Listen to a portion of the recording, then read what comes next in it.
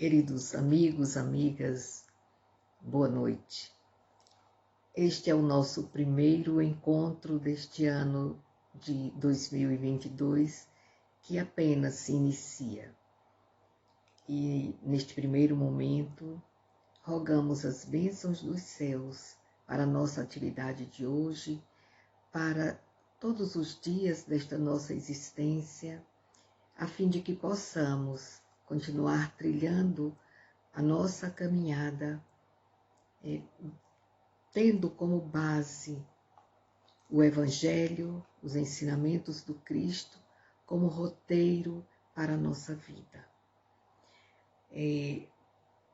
Estamos às terças-feiras fazendo sempre reflexões acerca das passagens do Evangelho, como dissemos, que é uma luz em nosso caminho, um farol a iluminar a nossa estrada.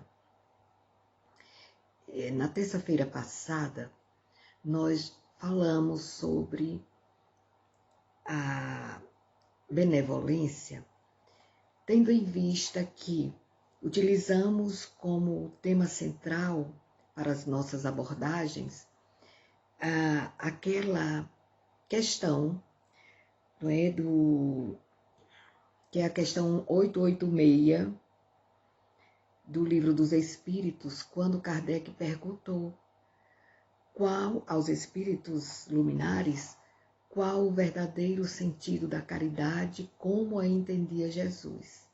E eles responderam, vamos repetir: benevolência para com todos, indulgência para com as imperfeições alheias e perdão das ofensas, né? O que forma, a gente percebe essa sigla, BIP, benevolência, indulgência e perdão. Então, abordamos a benevolência, e só para lembrar, a benevolência ela tem a ver com boa vontade, né? Com uma disposição bondosa de servir, de ajudar, de socorrer, sem nenhum interesse pessoal por trás dessas atitudes bondosas, né? Elas realmente precisam ser bondosas, sem nenhum interesse pessoal por parte daquele que desenvolve a ação. Porque aquele a quem se ajuda, mesmo com interesse pessoal de quem está ajudando, aquele que necessita recebe o benefício, mas aquele que o fez não está sendo benevolente, porque ele traz um interesse pessoal de benefício próprio através daquela atitude aparentemente benevolente. Não deixa de ser um bem, mas quem o praticou ainda não é bom.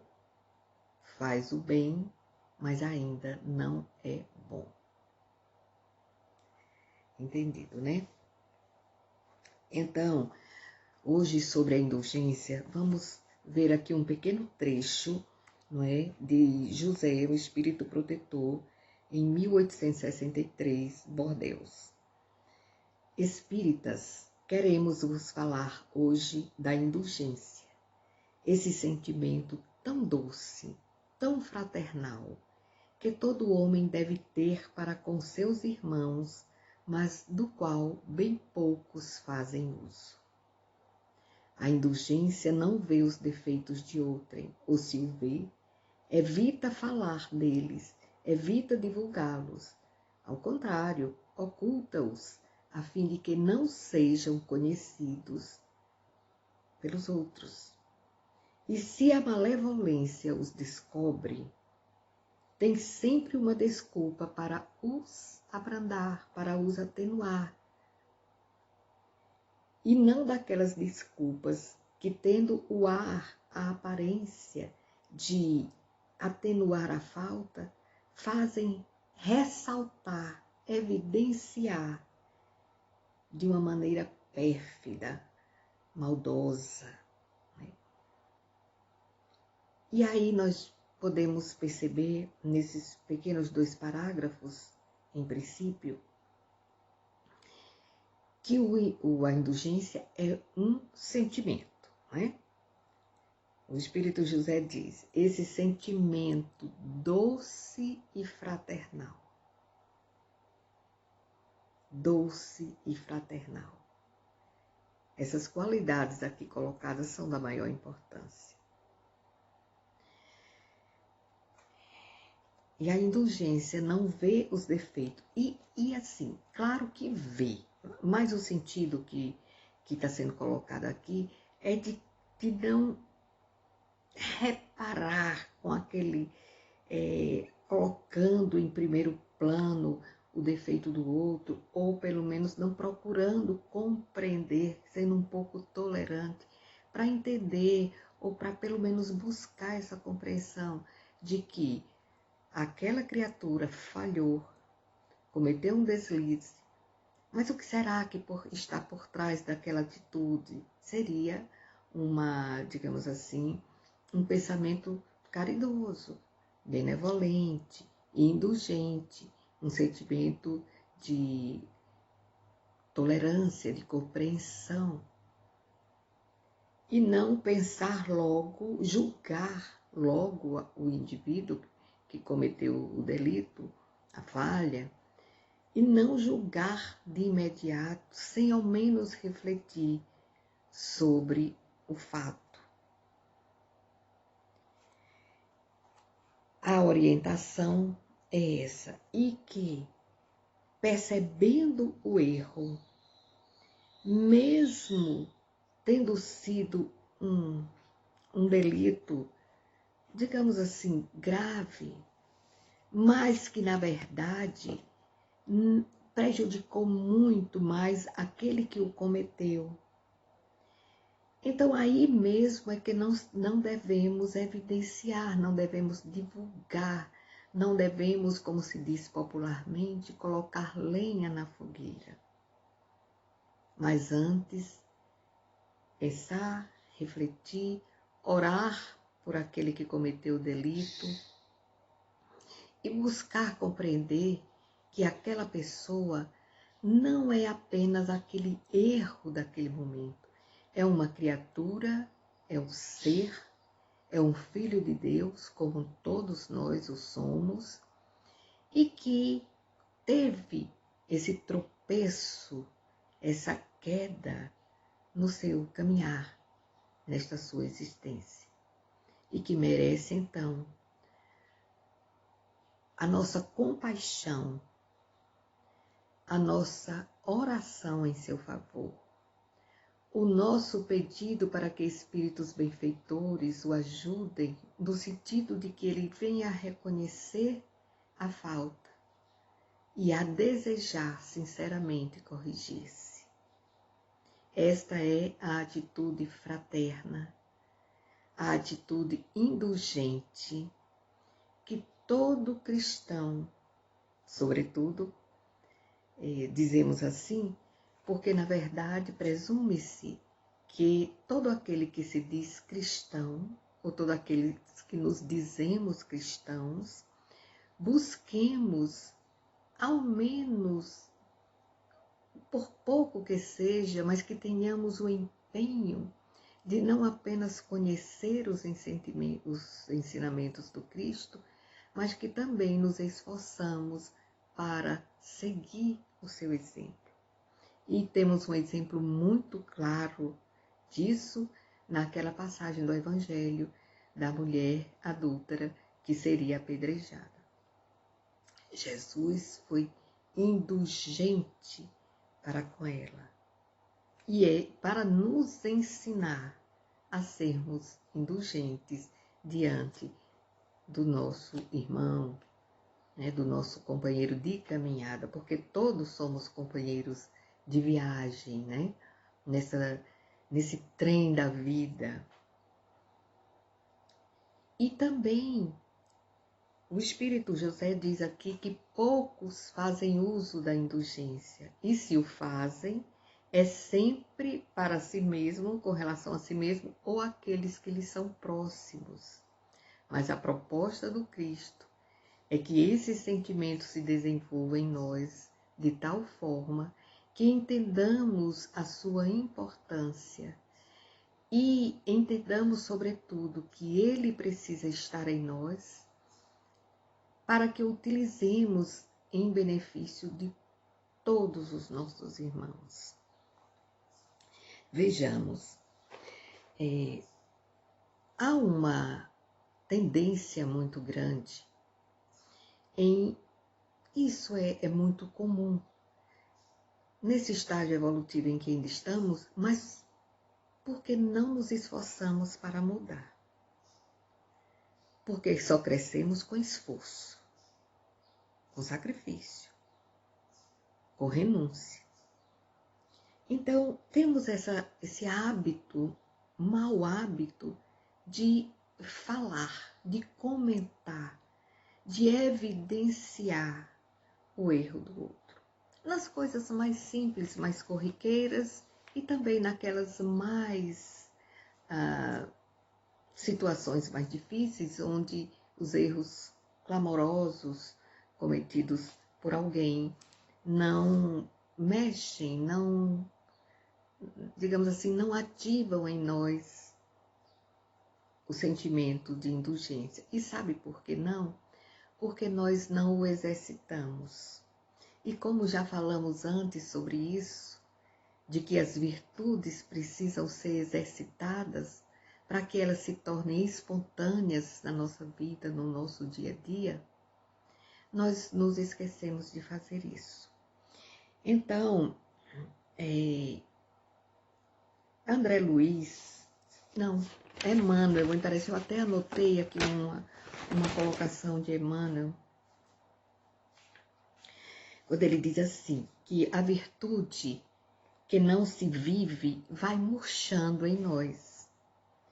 E para que a virtude passe a ser algo espontâneo, natural em nós, é preciso exercitá-la, impondo a nós mesmos uma certa disciplina.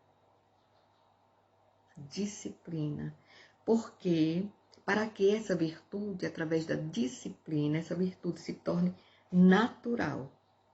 E ele acrescenta que a disciplina vem antes da espontaneidade. E a gente tem um exemplo prático. Se nós queremos, por exemplo, acordar às 6 da manhã e não temos esse hábito, nós colocamos o despertador. E por vários dias, semanas, talvez até meses, o despertador vai tocar e nós vamos acordar no horário desejado. Depois, isso se torna um hábito, nós incorporamos por essa disciplina exercitada de acordar às 6 horas pelo toque do despertador, mas nós vamos incorporando esse hábito.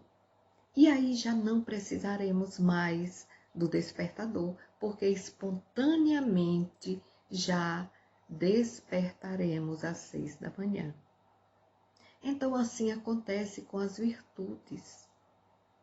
À medida em que vamos exercitando qualquer que seja a virtude que tenhamos por meta, isso vai se incorporando em nós e vai se tornando tão natural, tão espontânea, que já faz parte do nosso ser.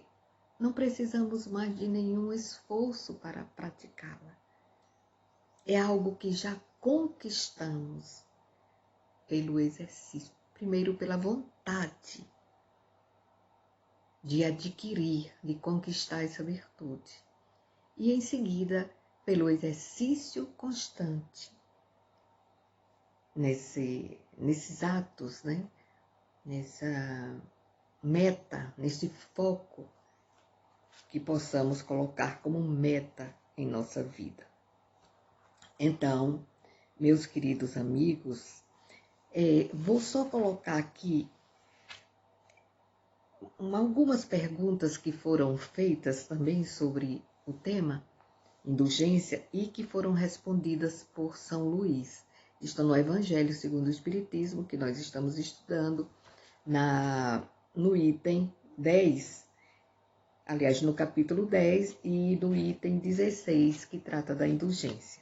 Então Kardec perguntou: se ninguém é perfeito, segue-se que ninguém tem o direito de repreender o próximo? E São Luís responde: não tem direito de repreender, uma vez que cada um de vós deve trabalhar para o progresso. Desculpa. Ninguém tem o direito de repreender o próximo? Não é isso, diz ele. Cada um de vós deve trabalhar para o progresso de todos, e sobretudo daqueles cuja tutela vos está confiada. Mas é em razão de o fazer, ou seja, de que essa repreensão seja feita com moderação, com um fim útil, e não como se faz geralmente pelo prazer de denegrir, de diminuir a pessoa, de acusar, né? Porque neste caso a censura passa a ser uma maldade e não um auxílio àquele que errou, que se equivocou. E na outra questão, eu estou resumindo. E na outra questão, Kardec pergunta: será repreensível observar as imperfeições dos outros, quando disso não pode resultar nenhum proveito para eles, quando não sejam divulgadas?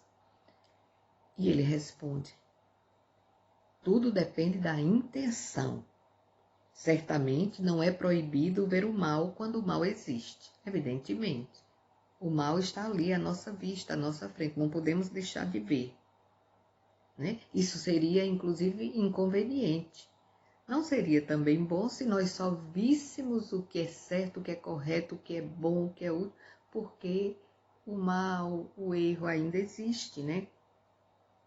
Agora, o que não podemos é fazer essa censura de forma maldosa, desumana, sem um mínimo de respeito, de compaixão pelo outro. E numa outra questão, a pergunta é: há casos em que seja útil revelar o mal de outrem? São Luís diz que esta questão é muito delicada e que aqui nesse caso é preciso apelar para a caridade bem compreendida. Vejam bem, se as imperfeições de uma pessoa não prejudicam senão a ela mesma, não há utilidade de divulgar, nem se dar conhecimento aos outros daquela imperfeição. Se a imperfeição prejudica apenas a quem está praticando, a quem está com aquela imperfeição, não precisa divulgar para os outros. Mas, se essa imperfeição do outro, o erro do outro, prejudica a outras pessoas, aí, neste caso, é preferível optar pelo bem da maioria, já que aquele erro, ele atinge várias pessoas. Então, desmascarar a hipocrisia e a mentira pode ser um dever, sim, nesses casos, porque vale mais, segundo São Luís diz, vale mais que um homem caia do que vários se tornarem enganados ou vítimas dele. Então, meus queridos amigos, estamos vendo que a indulgência é uma das faces da caridade. Lembremos do BIP: benevolência, indulgência e perdão. Então, na próxima terça, nós vamos conversar um pouco sobre o perdão, né? Fechando assim esse estudo das 3 virtudes que caracterizam a verdadeira caridade como Jesus a entendia.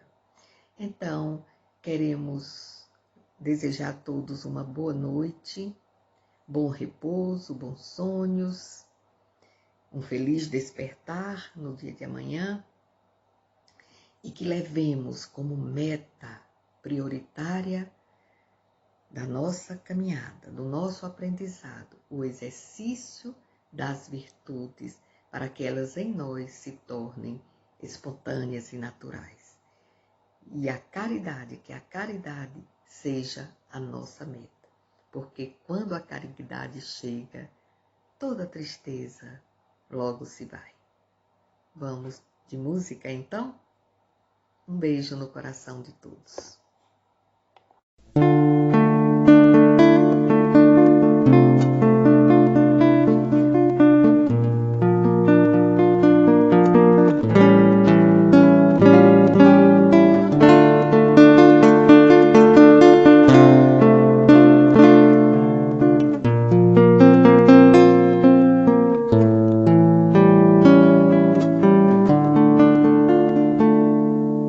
Eu tenho um amigo sincero que eu tanto venero, com quem tanto me dou. É meu professor, meu parceiro, meu bom companheiro e muito me ajudou. Me ensina a ser caridoso, a não ser orgulhoso e a orar sempre a Deus. E quando eu tenho um dilema, resolvo o problema com os conselhos seus. E quando eu tenho um dilema, resolvo o problema com os conselhos seus. Evangelho de luz, Evangelho perdão, Evangelho Jesus, és a minha salvação. Evangelho de luz, Evangelho perdão, Evangelho Jesus, és a minha salvação. E quando a angústia revolta e não acho a porta, não vejo a solução, é Ele, amigo adorado, que está sempre a meu lado, me traz a consolação. Se choro ou preciso socorro, a Ele recorro e por feliz me dou. Ele é o Evangelho novo, é a mensagem que ao povo o Cristo deixou. Ele é o Evangelho novo, é a mensagem que ao povo o Cristo deixou. Evangelho de luz, Evangelho perdão, Evangelho Jesus, és a minha salvação. Evangelho de luz, Evangelho perdão, Evangelho Jesus,